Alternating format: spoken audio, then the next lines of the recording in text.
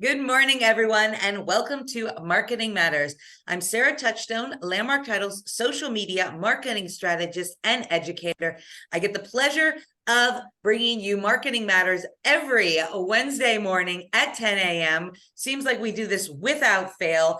And then I get the pleasure, too, of scheduling and having wonderful guests on here, like Deanna Bone. Deanna's been on multiple times. If you guys have had the pleasure of seeing any of her presentations or attending any of her personal webinars, you know that she always brings amazing nuggets of information.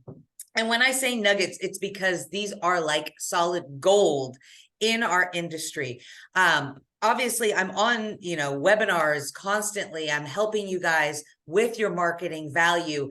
But every time I attend a class that Deanna's doing, there's information that I get that I've never heard before. There's nobody else that shares this type of information. And I talk with hundreds of top producers all the time. So we're really glad to have Deanna on again today. Deanna, I'm going to hand the reins over to you, and I can't wait to learn. Well, thank you, Sarah. How do you keep up with that? Love it. Love it. I love being on here. I love sharing. I always believe giving is what we're supposed to be here in life. So anything that I can give to realtors or anybody else out there, hands down, that's what I'm here for. I really, truly believe, right? Never want to give that for granted. So thank you for that. So today we're going to be talking about the new era of the buyer representation using the buyer broker agreement. And of course, I want to let everyone know, by all means, I'm probably not the 100% expert of this and top notch, but I definitely have been using this enough and understand with what's coming. Enough to let everybody know that we all need to pay attention and start acting a little differently or working a little differently with our buyers, especially in the very near future. So let's talk about what today's goal is. So today's goal is just to give you guys some tips and tricks on meeting each buyer upfront and enhance your ability to set your expectations in a clear and precise manner by using the buyer broker exclusive employment agreement.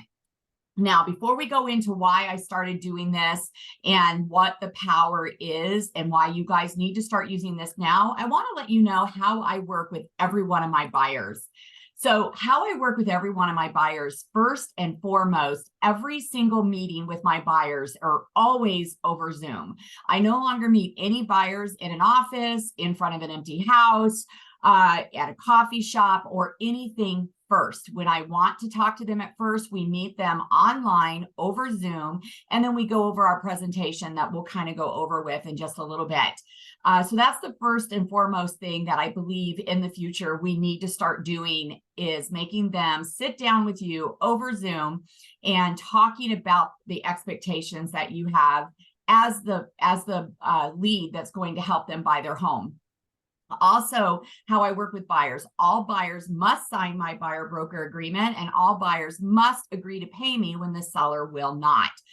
This isn't something that I hide from my buyers. This is something for the last 4 to 5 years that I have actually been introducing to my buyers, and it's been working very well.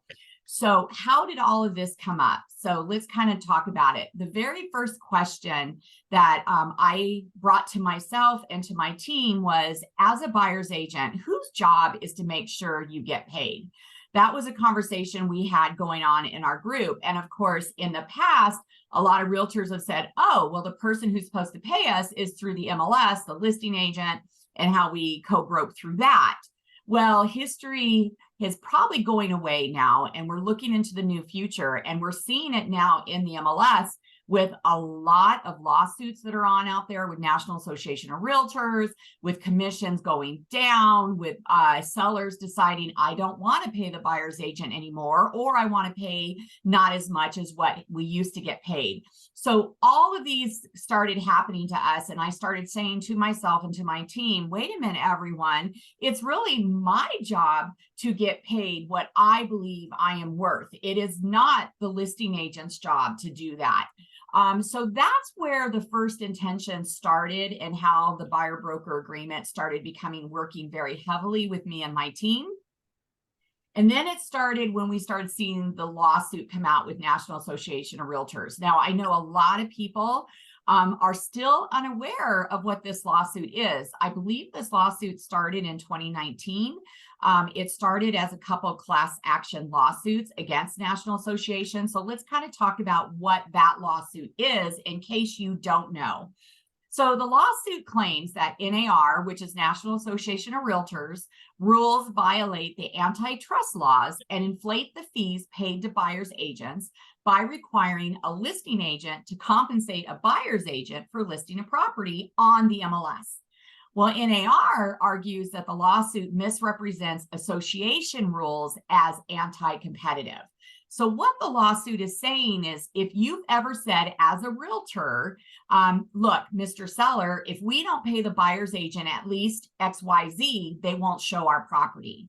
If you've ever said, hey, this is the way things have always been, or this is typical, or this is standard, or even as a buyer's agent, if you've said, look, I refuse to show my buyers that house if it's less than X, Y, and Z. Well, guess what? This lawsuit is stating that you may have violated the antitrust law. That is what this lawsuit is. This is what everybody's talking about. Just Google it if you haven't been paying attention, because this is changing things right now. As a matter of fact, these are some of the changes that we are already seeing today. The CVR MLS, which is in Central Virginia, has already said you no longer have to pay the buyer's agent anything to be on the MLS. RE Colorado has done that as well. They said, nope, you no longer have to pay anything to the buyer's agent. Same thing with Bright MLS, which, by the way, is the second largest MLS in the country. They've also said you now can charge 0% to the buyer's agents for their commissions. And as we know, these lawsuits are just mounting pressure on our industry with the MLS and with the fees regarding that. We do know that RE/MAX just settled with a $55 million lawsuit saying that they will also change their business practices. Now, we don't know what these business practices changes are yet. They're all still new. Anywhere Realty, all of them settled, I believe, was $85 million. I know I've heard that Berkshire Hathaway, Keller Williams, a lot of them are also looking at settling this. So this is kind of scary. We're seeing this across the board. So if you haven't seen it, guess what? It is coming. Now, one of the things that I want to stress about the lawsuit doesn't say the sellers won't pay us. They just want the option to pay us or not to pay us. So please understand that. So that just means as a listing agent, we also have to get better at talking to our sellers and letting them know the value of what that buyer's agent does bring on. I love this quote that I just saw from Russell Shaw. So a lot of us out here in Arizona know who Russell Shaw is. And he wrote this on one of the private Facebook pages out there with real estate agents. He said, no one can predict the future of real estate, but you can definitely prepare. And how do we prepare? We prepare by seeing what is coming, right? I was at the AAR leadership conference just a few weeks ago, and one of the attorneys there said, what we're seeing is like an iceberg, right? So we see the top of the iceberg. We don't see the bottom of the iceberg. We know it's large. We know it's slow moving across the country. We know things are changing, and we know things will change. So the only thing we can do as realtors is start preparing for that. So let's talk about possible changes that are going to be coming that we have been hearing about. Again, none of this is written in stone. We don't know what's going to happen. We do know National Association of Realtors is supposed to go to court on October 16th. We'll see what happens when that comes out, but these are the changes that a lot of the big people out there are saying. So what they're saying we may come up to if NAR loses this lawsuit, it says buyers may start more than ever to go directly to the listing agent instead of even getting their own representation. And I won't even go into the problems that that could cause. We may see brokerages have models like listings for lower or flat fee compensation to represent buyers.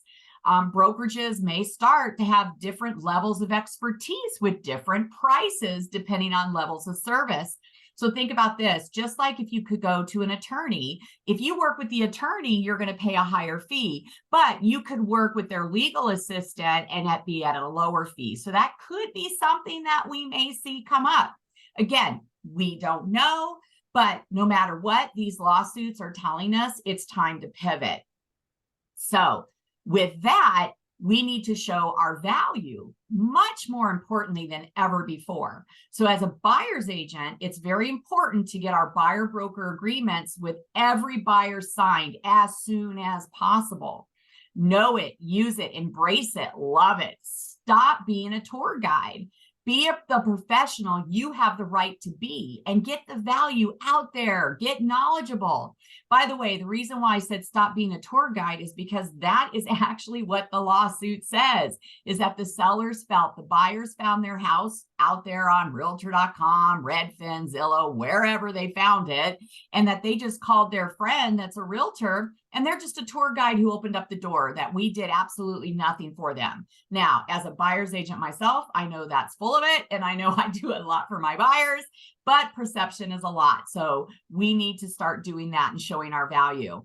As a listing agent, we need to get better at marketing ourselves and the houses we're selling.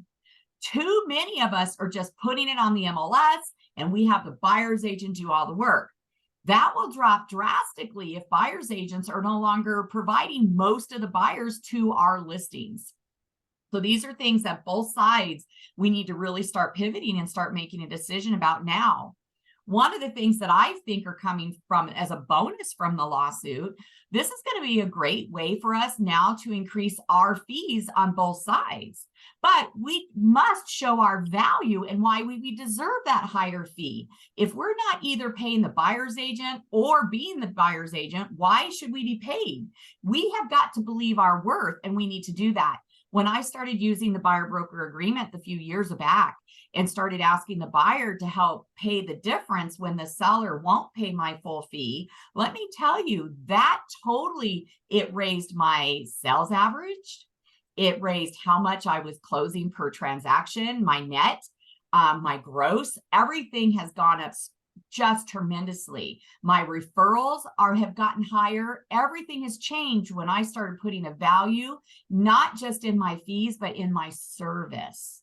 So that's going to be more important than anything. And I hope that's what you get out of today more than anything, is starting to put value on your service that you are providing, because that's what our consumers need to see.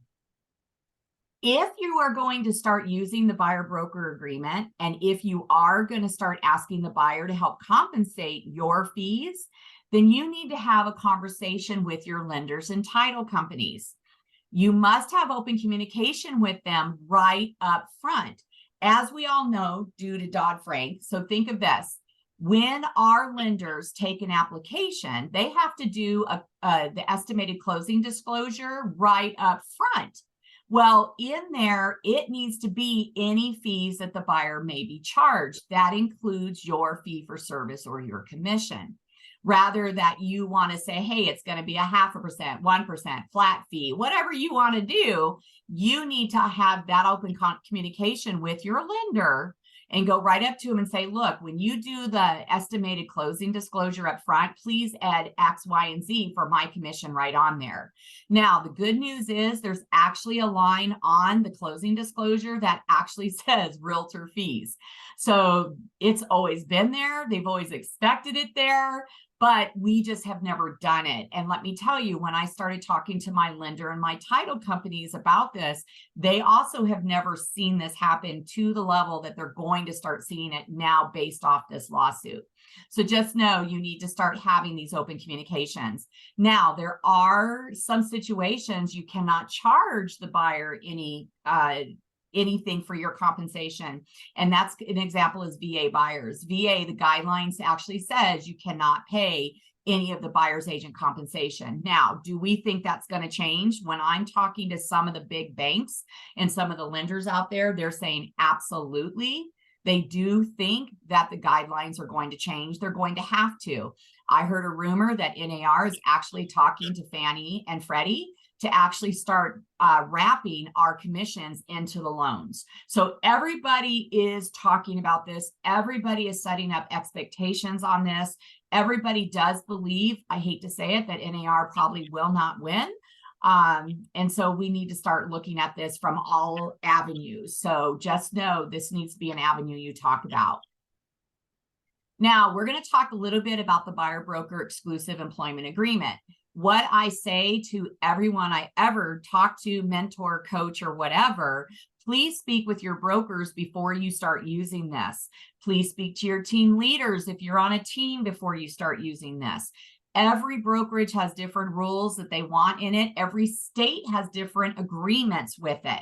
So all I'm going to ask you to do is definitely, before you start using it, go and talk to your broker, go and talk to your team leaders. Just find out how they want you to move forward. If your brokers have not brought up the lawsuits yet, you might want to ask them about it. It's just very informative to find out what we can or can't do. When you start talking about the buyer broker agreement, when I've asked realtors in the past, why do you not use it? I've heard a lot of them say, well, I don't want to put the buyer, make them force them to use me, or I want them to see what I do first. So I'm going to go show them a few homes first. Well, please understand, we don't do that with our sellers. So why do we do that with our buyers? I don't know about you, but I don't take a listing without putting them into a listing agreement to ensure I'm going to get paid if I sell that house. So we need to treat our buyers the same way. But what I have come to realize as I've done this and as I've talked to agents, here's what I've always asked them. Is it the fee or is it the feeling that scares us or our clients? When it comes to the commission, what I think is truly most important, it's not the fee we charge, it's the feeling we give them in terms of how they're going to be taken care of during the transaction. So that's the most important thing. You must, as a realtor, take your feelings out of the equation. Most agents, believe it or not, approach the commission discussion full of fear. Please do not do that. This leads you into a trap of making yourself a commodity, and you're not. You are up there with the doctors, the attorneys, the professionals. Instead, your new approach is to turn your commission discussion into a conversation about trust. Now, how do we do that? That's always a question, right? How do we show the trust? Well, guess what? It all starts in the buyer presentation. Every slide is for education. And what does yours say? So this is why I meet every buyer online so that I can show them my presentation day one.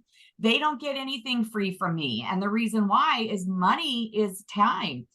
Gas is money. I mean, there's a lot in here that goes into making sure we're setting up expectations, not just our expectations, but the buyer's expectations. So start with your buyer presentation.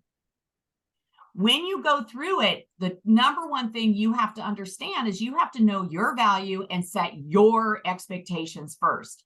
One of my very favorite mentors and coach that I've had for over 15 years now is Brian Buffini. And he says they don't care how much you know until they know how much you care. Well, that's where these are going to be set up. And then other thing he said, remember, buyers don't know how it's supposed to go. Lead your buyers, show them you're the pro. How do we do that? We show it in our presentation. So this is what we're going to do. We need to start this before you ever meet a buyer. What I'd like to see you do today is make a list of your expectations and just put it in a presentation. Your goal should be to stand out against the other agents day one. Now, I've had a lot of agents say, I don't want them to sign the buyer broker, or I don't want to do this because I'm in a big, large community that has a lot of realtors, and all those realtors don't do it. So if they don't do it, I can't do it because my buyer will just jump onto one of them. Let me tell you, I have been doing it very faithfully, especially since 2019. And I can tell you, I've never had that problem. My database is not your competition. Your database is not my competition. And my buyers are going to go through my expectations as well as I'm going to follow their expectations. It's okay if they walk away and that's what they want to do. But don't make it a fear that you're afraid of all the other competition, because that's not what's going to be the majority. Show them why you're different and why they should work for you. And it all starts with the first meeting. Please don't just say, well, I'll go ahead and show them a few homes on Saturday and show them how I am, and then bring them back and then show them the buyer broker and get them to sign it. No, nothing is given for free. As I mentioned earlier, gas and time are money. Now, with myself and my team, this is a rule of thumb I've always said. I said, I understand this is not for every buyer I meet, but every buyer that I work with needs to follow my expectations and sign my buyer agreement. And I am happy for the ones that don't and walk away. That's okay. So it all starts with, you must believe in yourself first, and you must believe in the values you are bringing forward. Your professionalism should never change with the speed of the market, so neither should your values. So remember that. One of my favorite dialogues that I say quite often during my buyer presentation is this. So during my whole presentation, I say, look, if we choose to work together, this is what's going to happen. If we choose to work together, this is the next step. Now, I do say if we choose, because remember, they should be interviewing me, but I should also be interviewing them. Because if it's definitely something that we cannot get our objections over, and that we understand what each other needs in the relationship, then we need to say it's okay to walk away. So these words have been very powerful when I talk to my buyers during my presentation. So the next few slides that I'm going to show you are actually samples of what's in my buyer presentation and my team's buyer presentation. And again, I'm hoping that this just gives you some ideas on what starts to show your value. So basically what I'm doing is just reading over my slides and introducing my team members to them. I let them know that, hey, this is my team, and I go over step by step. I'm Deanna, I'm the CEO, I'm the team leader, I'm the main one responsible, da, da, da, da. This is Candace, this is Judy, this is Jenny. I let them know how many years I've been in business. I let them know that I understand their wants and needs are different than all the other buyers out there. I get that. And I also let them know that markets change. So the knowledge of your realtor that you choose to hire should change. Now, this slide tends to be a little tough for some agents. And the reason why is we have a lot of solo agents out there. Please understand, if you're a solo agent, you could do this slide just as easily as I do. But if you don't have a team, put your lender on here. Put your title company on here. Put your home warranty company on here. What about your home inspectors? The list goes on and on. You are not a solo agent. You have a team behind you that is there for your success too. Add them to this. Again, they have no idea how it's supposed to go. So show them that you are big enough to get the job done, but small enough to care. You don't have to have a team of 500 people. You can do that. And this is what this slide does. Another slide that I have is pretty much the agenda slide, right? Because I'm letting them know, hey, these are just some of the items that we're going to go through today. So let's go ahead and get started. I always ask them right about this time, just so I can make sure not to invade your time. How much time do we have today? Do you have a good 30 to 45 minutes? Or do we need to really speed through this? I need to know what their timeline is. You're obviously going to spend a lot more time with a first-time buyer than you are going to be with a buyer that buys and sells all the time. So you want to respect them and get that out and say, how much time do we have today? And how much of this do you want me to really dig in deep? Every buyer's different. Every presentation's different. But what I follow with happens every single time. Please understand, the most important slide up here, I put it almost second to last, is their investment slide. The reason why it's there is I'm going to show them everything that I'm going to do for them, and then I'll let them know what the fee of service will be at that time. Trust me, we all do the same thing, but not all of us show our buyers what we do. When you start outlining what you do for them, they're going to go sign me up, because the last realtor I talked to, who just happened to meet me at the sign call, didn't show me all this. You already are showing me your value. Where do I sign? That's the power of the buyer presentation when you do it correctly right up front. I always talk about my promise and my mission statement. I would hope as a realtor, you have a promise that you have to your clients. My promise is very simple. All we promise is we will do our best, right? And it's to be completely upfront with my clients, to tell them what they need to hear, not what they want to hear. I let them know my goal is to be their trusted advisor, not just for this deal, but for every deal following. I'm hoping that by the time I'm done with this presentation and I'm done with them, giving them the keys to their house, that every January when they call their financial planner, their next call is to me, because the biggest wealth investment they're doing is buying this house. And we should be part of their trusted financial advisors. Think about that. Are you really discussing that with your buyers right now? I am, and it's big difference when I tell them, when you call your CPA every year and your financial planner every year, your next call should be to your realtor. Are you doing that? That is showing the value of that realtor. You should have a mission statement, and it could be as simple as, just 3 words, whatever you want. My mission statement for my team and I is we help families build wealth one house at a time.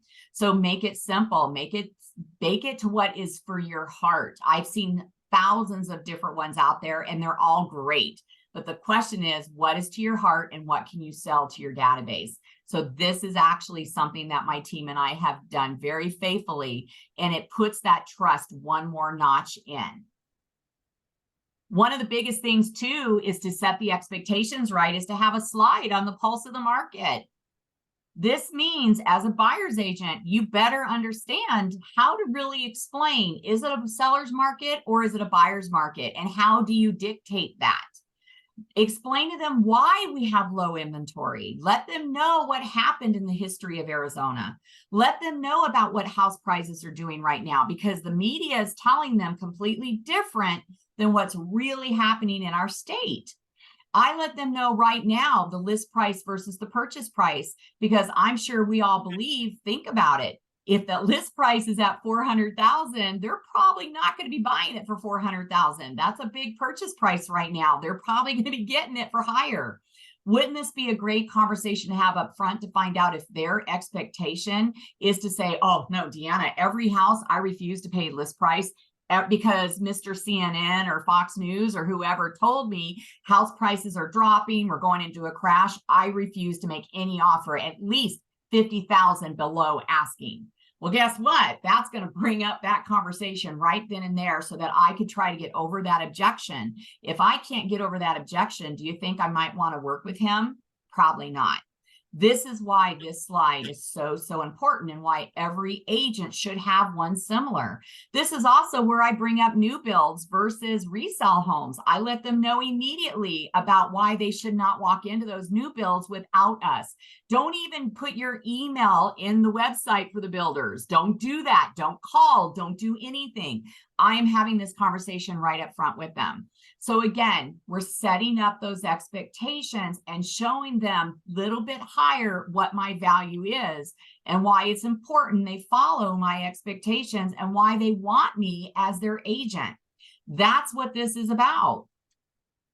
Now, this slide here is the important slide that I start covering closing costs. Now, if you remember when I said earlier that you need to talk to your lenders about you asking the buyer to help pay for you and your compensation, well, you need to start adding some of that compensation into the closing costs dialogue that you're having with your buyers, okay? So right here, when I start talking about financing, I'm letting them know, hey, are you planning to do FHA, VA, conventional, cash? I talk about choosing a lender. I talk about running their credits. I talk about the pre-approval process. I talk right here about the down payment and the closing costs and what's the difference in the two. I talk about earnest money. And reason why is this is the question on how much closing costs do we need to have, right? So we know, I always let them know, hey, your down payment could be anywhere as low as 3%, 3.5%, 5%, it could be 20%, whatever. But then I talk to them about the closing costs. Now, have a conversation with your lenders and ask them what the average closing costs are in your area. Now, my lenders have told me the average closing cost where I work is between $5,000 and $7,000. Please understand that is before they buy down the rate. We're just talking basic title and lender fees, okay? I have found that my buyers for the last few years have been averaging paying me about $2,500 more. So what I've done is I've added $2,000 to $3,000 to that value. So what I'll tell them, instead of saying 5 to 7, I'm going to say closing costs are going to range about $8,000 to $9,000. That way they're already getting 8,000 or 9,000 in their head. So when they see my 2,000, 2,500, whatever it is, they're not as shocked. And that's what I'm going to have the lender put into that. You can put the whole amount that you want in there. That is your discussion. But this is where you start adding the value, the money of what you have seen is going to be part of their closing costs. This is when I first bring up the buyer broker exclusive agreement. So I talk to them. Now we all understand, at least in Arizona, we have to talk about agency really before we take them out so they understand. I go over the agency rules. I talk about the buyer broker agreement, and how I bring it up is I just say, look, you're going to get a welcome email from me if we choose to work together. And in that welcome email, you're going to see the real estate agency disclosure and election. It's just a disclosure to show you that I did go over a listing agent, selling agent, dual agency. Attached to that's also going to be the buyer broker exclusive agreement. Now, Mr. Buyer, what that says is it just pretty much says you don't have to buy a home, but if you do, you're going to work with me and me only. And then we'll go more into that at that time. Mr. Buyer, I'm also just letting you know it's going to be coming behind you also to sign electronically if you choose to work with me. I'm doing that for a couple reasons. Number one, I'm getting them used to reading their emails because a lot of people don't read their emails anymore. And I'm getting used to them signing things electronically. So that is real important to let them know it's going to come behind it. Now, Mr. Buyer, when you're ready to work with me exclusively, go ahead and sign it. That moves you from my customer into my client. And you should be having these discussions between what is a customer and what is a client. And this is the best page to start doing that too. I bring up the buyer advisory is going to be part of that welcome letter. I bring up, hey, Mr. Buyer, you're also going to get a copy of the residential purchase contract. And I explain to them what that is. And I let them know I need you to have homework assignment. And your homework assignment is going to be to read through that agreement. Because Mr. Buyer, when you and I go to sign the offer, I might not be able to go line by line by line with you, but I need to know you've read it. That is your homework assignment. And they're like, okay, we get it, we get it, we get it. And then I start asking them questions about it. Again, I'm showing them the value of what I'm doing. And this is a two-way street. And my expectation is, hey, you're also reading this to make sure you understand what you're getting into. And Mr. Buyer, just let me know what lines you have a problem with. And that's why I do it. Now, this here is the slide that I start talking about fee for service.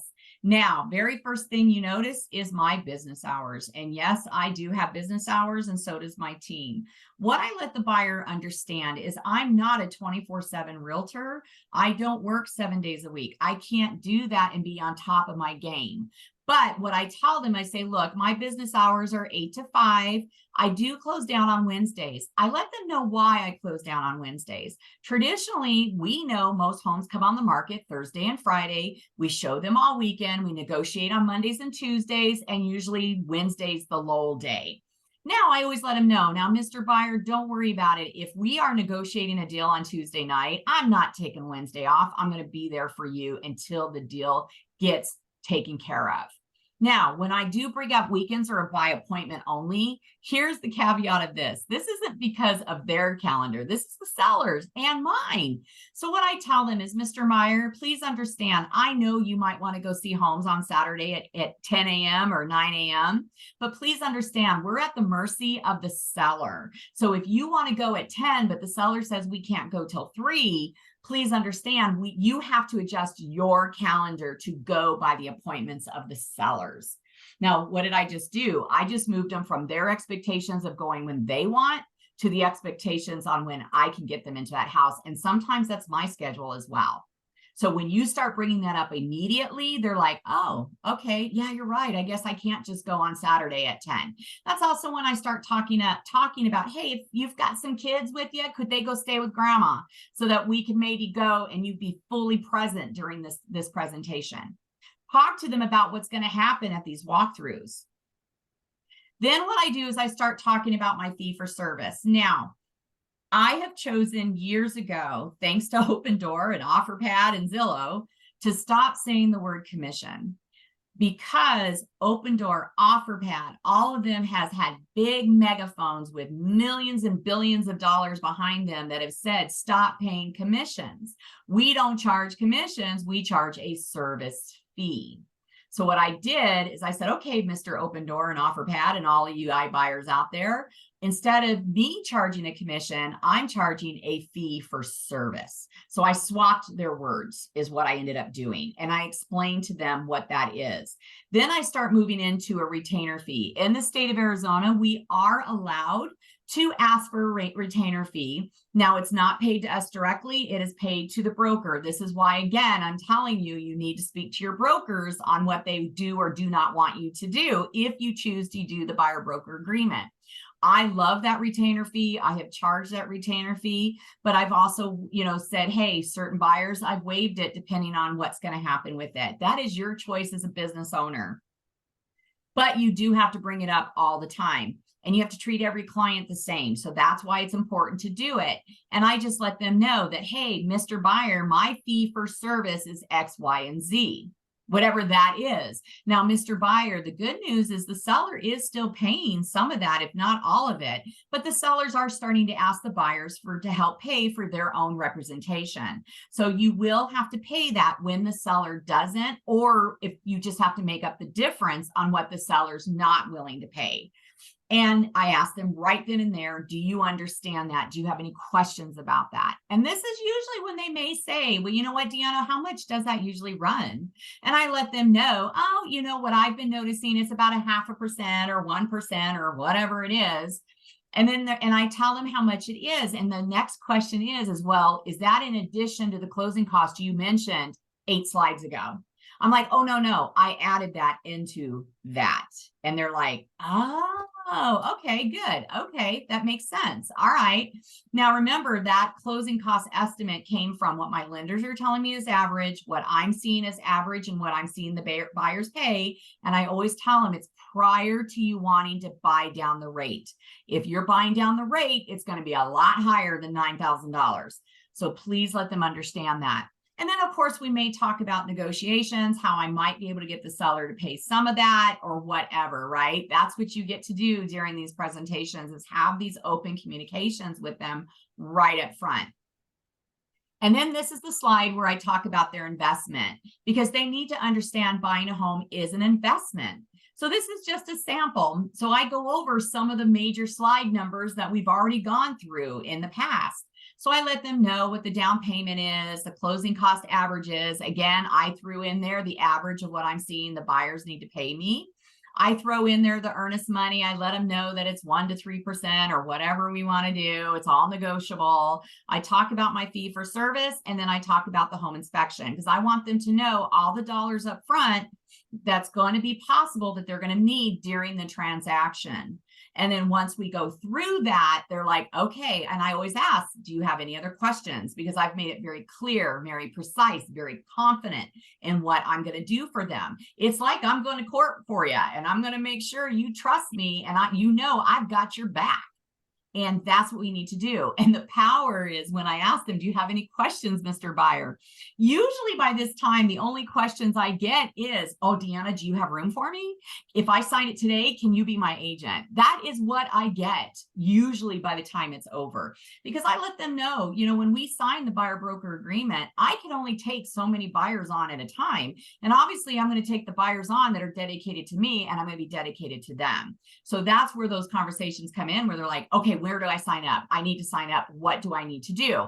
So that's where I always have my next slide, right? Where I say, okay, here's your next steps. And then I remind them about the welcome email that's going to show up. And it's going to have homework assignments on there, and it's going to have the agency on there, and the buyer broker agreement's going to be there, and all that fun stuff that we talked about. My presentation really is anywhere from about 12 slides to 19 slides. It kind of changes all the time, because we all know the world of real estate changes all the time. So your presentation needs to change as the market does. Now, before we open it up, if we have any questions or whatever we need to do, Sarah, I always like to add my favorite books. Get this book if you have not already read it. It's called The Full Fee Agent, and it's by Chris Voss. What I love about it, it came out a year ago, and it talks about why you should, your value as a realtor, and why you deserve not to be a discount agent. Now, this book is mainly for listings, but what I love about it, we can move so many of these into the buyer's presentation as well. It's a fast read book. It came out a year ago. Get it, read it. I love this book. There's also some great YouTubes about NAR's lawsuits and what realtors need to look for and what we need to be prepared for if NAR loses. These are just some of the recent ones that I have found. If you Google NAR lawsuit on, anywhere, you are going to come up with a lot of videos about them. These are just some of them that I found was very interesting and very good.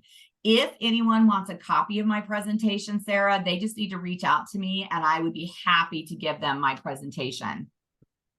Awesome, Deanna. Yeah. Let me go over the final thoughts really quick, and you could take over. So my final thoughts: prepare your mindset, everybody. You need to approach this from a place of courage, curiosity, and confidence. Read the situation, show up ready to read the other person, focus on them, and pay attention to the details. Make them feel understood, make them feel safe.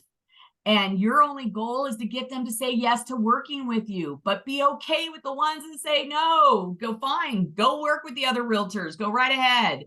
Be aware and be prepared for what is coming. And here's what I've always told agents that I coach: it's hard until it's not. Every day you don't do this, it's going to get harder. So you need to start today. So with that, I'm going to go ahead and give it to you, Miss Sarah.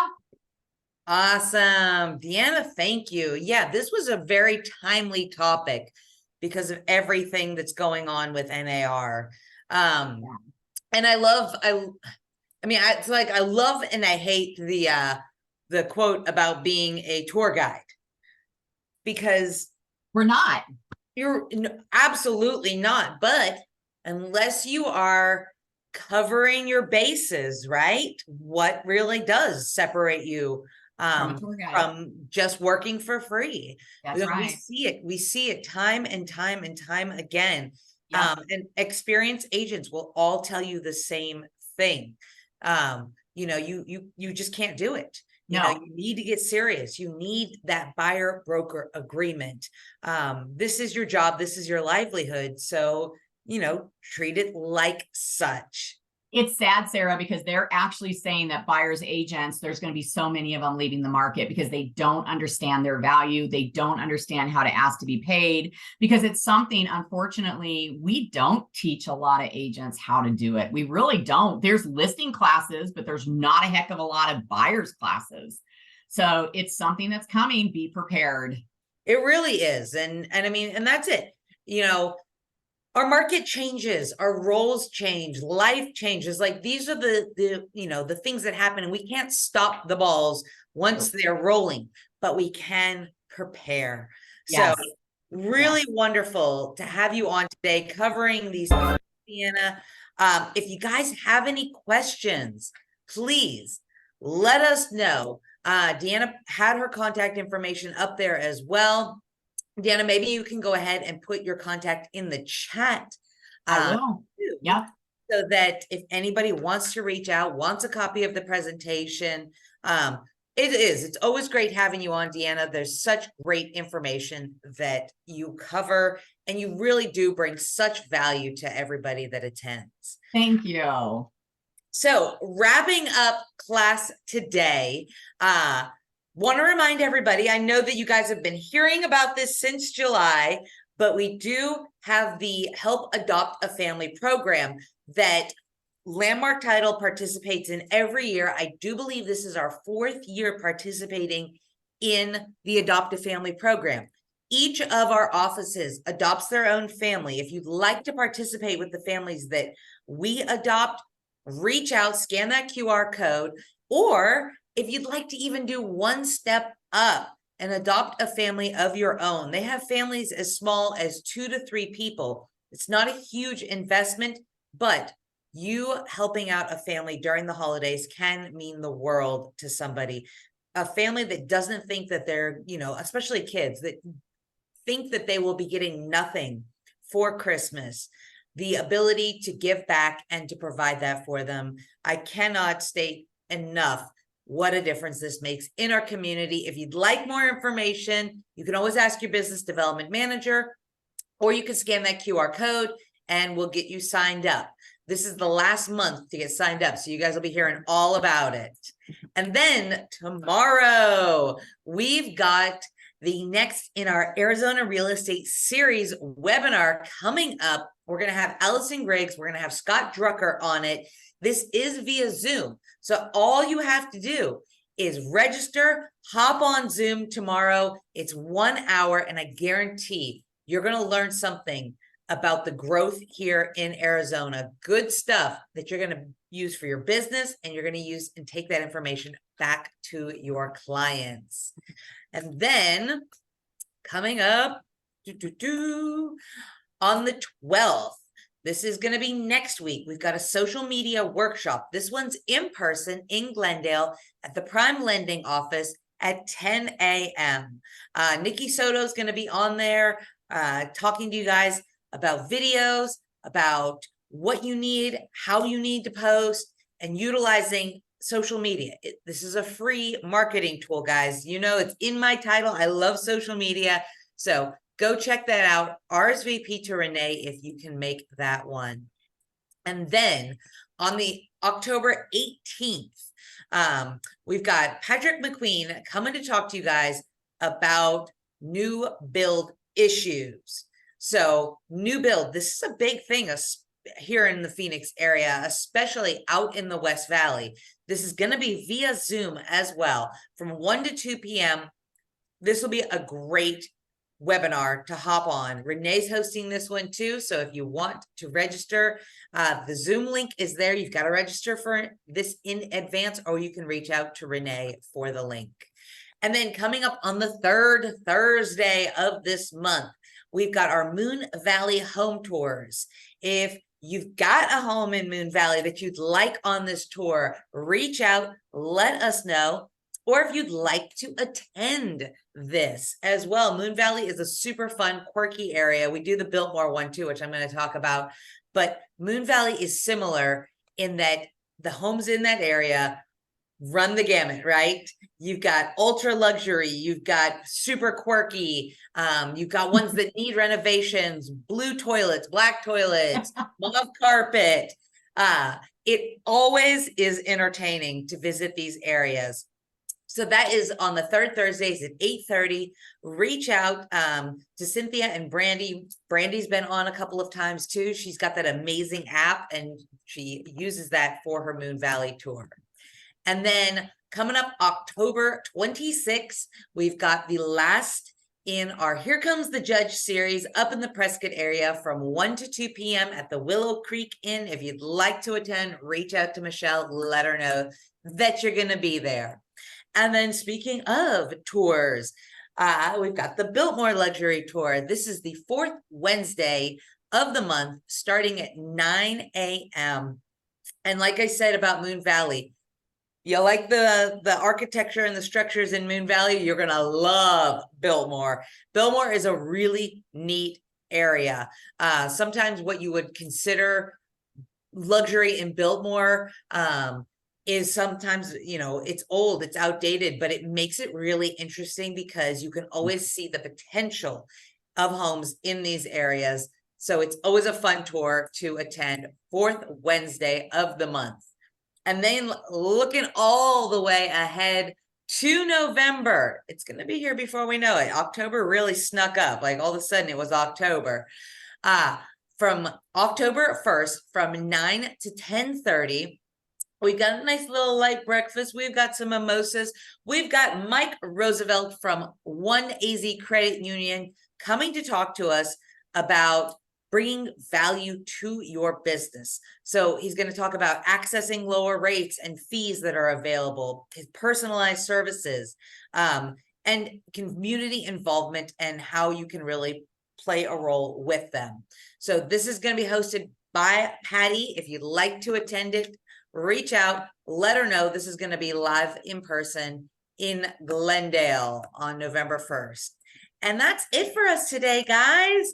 So of course, thank you, Deanna, so much for coming on. Always great information. Like I said, we cannot stress the importance of being your own advocate when it comes to working with buyers, especially. So get that buyer broker agreement signed. If you would like a copy of the presentation or need any help with that, of course, reach out to Deanna. You can also reach out to Beth, Keith, Mary, Melinda, Michael, Michelle, and Prescott, Patty, and Renee for any assistance on that as well. And then, of course, thank you to Landmark Title for allowing us to bring you Marketing Matters every Wednesday at 10 a.m. We'll be back here again next week with another great topic. Same time, same place. We'll see you then.